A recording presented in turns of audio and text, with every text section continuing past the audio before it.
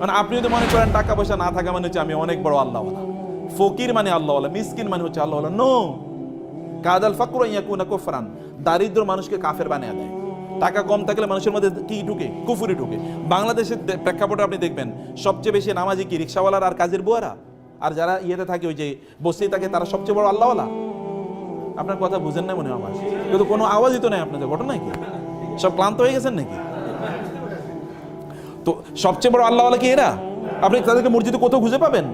একজন মসজিদে খুঁজে পাবেন না। দেখবেন এরা মসজিদে না, এরা দিনও বোঝে না, ইসলামও বোঝে না, কিচ্ছু বোঝে না।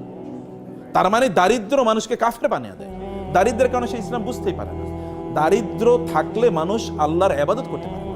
সে কারণে দারিদ্রের সাথে ফাইট করতে হবে আপনাকে। আলী রাদিয়াল্লাহু বলেছেন, দারিদ্র যদি কোনো মানুষের নাম হইতো তাহলে ওই লোকের আমি জবাই করে ফেলতাম।